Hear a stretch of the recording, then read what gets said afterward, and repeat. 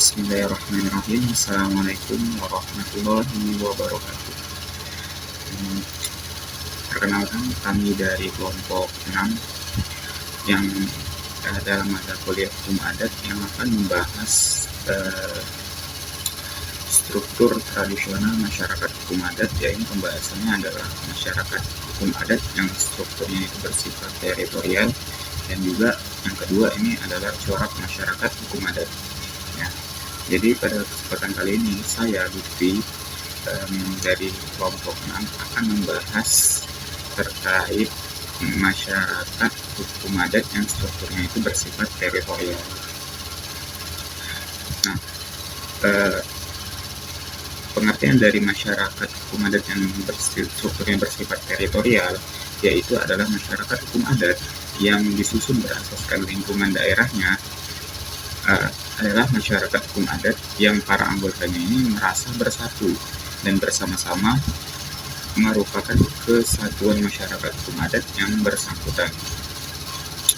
Nah, jadi pada masyarakat hukum adat yang bersifat teritorial ini, mereka adalah masyarakat yang sudah tinggal di sana, menetap di suatu daerah atau perdesaan, yang mereka kecil dan lahir di sana hingga mereka hidup selama bertahun-tahun di tempat itu. Nah, kemudian di sini ada 3 jenis masyarakat hukum adat yang strukturnya itu bersifat teritorial. Yang pertama ialah masyarakat hukum desa. Nah, ini dari teritorial atau daerah perdesaan. Nah, jadi gini, masyarakat hukum desa ini adalah segolongan atau sekumpulan orang yang hidup bersama berasaskan pandangan hidup, cara hidup, dan sistem kepercayaan yang sama, yang menetap pada suatu tempat kediaman bersama merupakan suatu kesatuan tata susunan yang tertentu, baik keluar maupun ke dalam. Masyarakat desa ini melingkupi pula kesatuan-kesatuan yang kecil yang terletak di luar wilayah desa, yang sebenarnya lazim disebut teratak atau dukuh. Akan tetapi mereka ini tunduk pada pejabat kekuasaan desa dan juga sebagai pusat kediaman. Mereka senantiasa berpusat pada lingkungan tempat kepala adatnya berdiam. Dalam desa itu hanya ada satu kesatuan dalam pengurusannya atau pemerintahan yang berpusat pada kepala adatnya. Pola atau tipe masyarakat hukum teritorial yang desa ini dapat kita jumpai pada desa-desa terutama yang ada di Jawa dan di Bali. Nah, kemudian ada bagian masyarakat yang ada di desa ini, kebanyakan itu mereka bersifat kemasyarakatan atau komunal. Mereka ini hidup bersama di dalam masyarakat tradisional Indonesia bercorak masyarakat bercorak. Jadi kalau kita telusuri di sebuah pedesaan itu, kebanyakan rasa kebersamaan masyarakatnya ini sangat kental sekali. Keterikatan mereka antara sesama itu sangat kuat, sehingga kalau kita bandingkan dengan masyarakat yang ada di perkotaan, ini perbedaannya sangat kelihatan. Nah, seperti yang saya ambil contoh misalnya, bahkan masyarakat kota itu terkadang mereka itu tidak bisa dibilang terkadang itu mereka tidak terlalu peduli dengan siapa ada orang yang di sebelah rumahnya atau tetangganya. Berbeda dengan masyarakat desa, jangankan yang di sebelah rumahnya, masyarakat yang jauh sekitar beberapa kilo dari rumahnya aja mereka itu saling kenal. Nah, ini membedakan masyarakat desa dengan masyarakat teritorial yang khususnya pada pedesaan dengan masyarakat yang ada di perkotaan. Kemudian yang kedua ini adalah masyarakat hukum wilayah, masih dalam teritorial. Masyarakat hukum wilayah ini adalah suatu kesatuan sosial yang secara teritorial melingkupi beberapa masyarakat hukum desa yang masing-masing tetap merupakan kesatuan-kesatuan yang berdiri sendiri. Masyarakat hukum desa yang tergabung dalam masyarakat hukum wilayah itu masing-masing mempunyai hukum desa, masing-masing mempunyai tata susunan dan pengurus sendiri-sendiri. Namun, masih juga masyarakat hukum wilayah tersebut merupakan bagian yang tak terpisah dari keseluruhan, yaitu merupakan bagian tak terpisah dari masyarakat hukum wilayah sebagai kesatuan sosial teritorial yang lebih tinggi. Oleh karena itu, masyarakat hukum wilayah itu merupakan masyarakat hukum bawahan yang juga memiliki harta benda, menguasai hutan dan rimba yang terletak di antara masing-masing kesatuan yang tergabung dalam masyarakat hukum wilayah dan tanah. Nah, ciri-ciri dari atau tanda dari persekutuan hukum yang termasuk pola persekutuan daerah ini adalah itu mempunyai pemerintahan atau pengurusan yang bersusun bertingkat, yaitu terbagi dalam masyarakat hukum yang rendah dan masyarakat hukum yang tinggi. Kemudian yang kedua ini mereka mempunyai hak atas tanah yang berlapis, artinya itu ada hak bersama dari masyarakat hukum yang rendahan dan hak bersama daripada masyarakat hukum yang lebih tinggi. Nah, kemudian yang ketiga yang masih dalam teritorial, yaitu masyarakat hukum serikat desa. Masyarakat hukum serikat desa adalah suatu kesatuan sosial yang teritorial yang selalu dibentuk atas dasar kerjasama di berbagai lapangan demi kepentingan bersama masyarakat hukum desa yang tergabung dalam masyarakat hukum serikat desa tersebut. Kerjasama tersebut dimungkinkan karena secara kebetulan berdekatan letaknya masyarakat hukum desa yang bersama-sama membentuk masyarakat hukum serikat desa.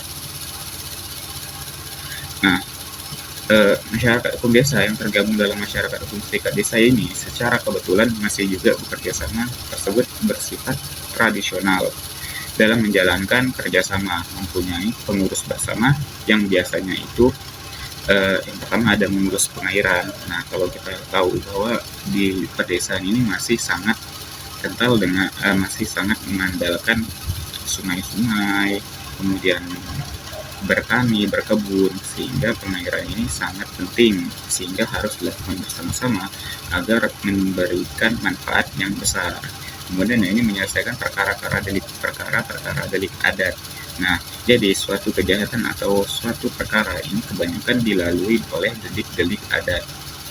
Kemudian yang ketiga adalah mengurus hal-hal yang bersangkut paut dengan keamanan bersama, dan kadang-kadang kerjasama ini diadakan karena ada keturunan yang sama. Nah, jadi berdasarkan 3 jenis masyarakat hukum teritorial yang barusan dipaparkan, maka yang merupakan pusat pergaulan sehari-hari adalah desa, hutan, dan dusun. Hal ini ditinjau baik dari segi organisasi sosial maupun dari perasaan perserikatan yang bersifat tradisional. Segala aktivitas masyarakat desa dipusatkan dalam tangan kepala desa yang menjadi bapak masyarakat desa dan yang dianggap mengetahui segala peraturan adat dan hukum adat masyarakat hukum adat yang dipimpinnya. Sehingga kepala desa bisa juga disebut sebagai kepala adat. Nah, mungkin sekian yang dapat saya sampaikan mengenai masyarakat hukum desa yang strukturnya ini bersifat teritorial, dan selanjutnya akan disampaikan oleh teman saya Muhammad Ridho Al-Farid. Terima kasih. Hukum adat memiliki 4 aspek kunci, yaitu yang pertama adalah struktur sosial yang bersifat kelompok dasar. Kelompok besar seperti klan atau marga menekankan hubungan komunal di mana keputusan dibuat secara kolektif, misalnya masyarakat Dayak di Kalimantan menggunakan longhouse sebagai pusat kehidupan mereka, di mana setiap anggota memiliki peran berdasarkan usia, jenis kelamin, dan status sosial. Hal ini mendorong harmoni dan penyelesaian konflik melalui mediasi tradisional. Meskipun saling bertentangan dengan gaya hidup individualis di era modern, sehingga berpotensi menimbulkan ketidakseimbangan dalam interaksi sosial. Nah, yang kedua yaitu sistem pemerintahan tradisional seperti yang diterapkan di Bali melalui desa adat. Berdasarkan konsep Trihita Karana, harmoni antar manusia, alam, dan Tuhan, memungkinkan pemimpin seperti Dewan Tetua untuk mengatur urusan masyarakat. Namun corak ini sering bertabrakan dengan hukum nasional, di mana aturan formal dari pemerintah pusat dapat mengabaikan praktik adat,